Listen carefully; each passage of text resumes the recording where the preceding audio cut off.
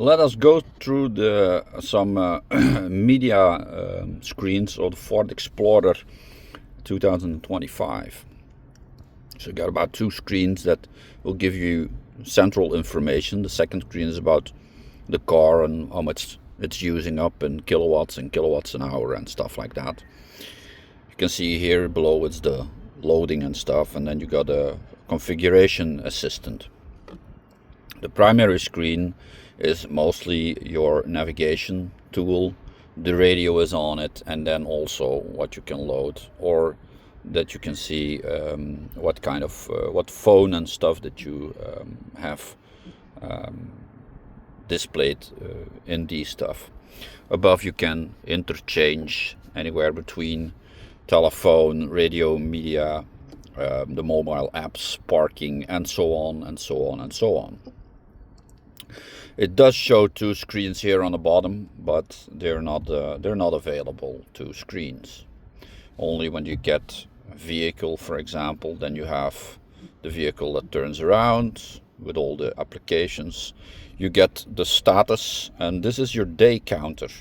So you can check eventually that the car says now 100% at 527 kilometers, but I recommend using the day counter, because that will verify if you actually can make 500 kilometers on 100% charge.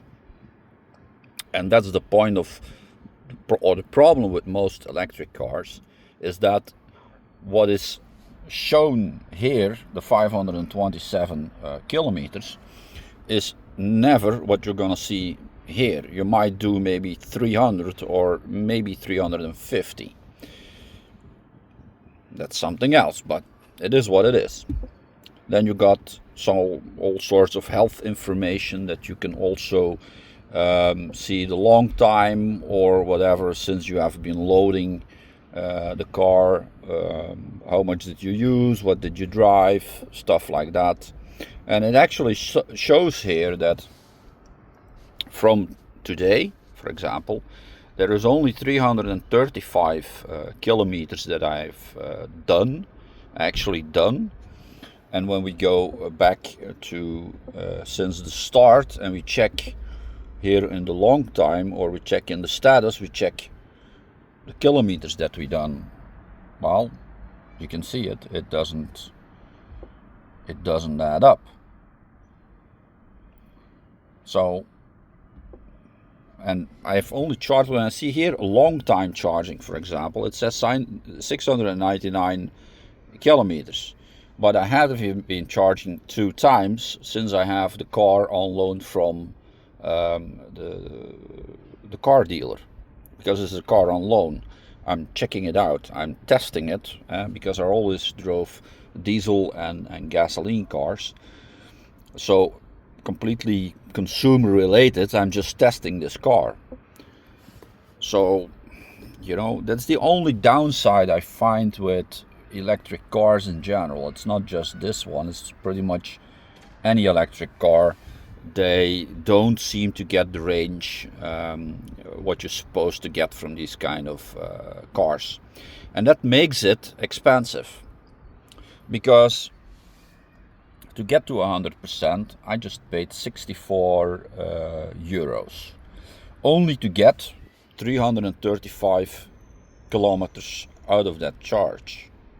So, for example, my BMW 5 Series with a 2-liter diesel engine, I had about 65 liters of diesel in it.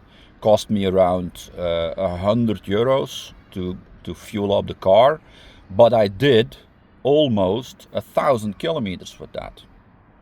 So let's say you have 60 euros to fuel up this car, to load it up, this car. I would have to load up this car at these kilometers at least 3 times. So that would mean 60 euros, 120 euros, up to 180 euros. So I would be spending 80 euros more for the same kilometers that I would get out of the 2-liter diesel car. I mean, Let's be honest.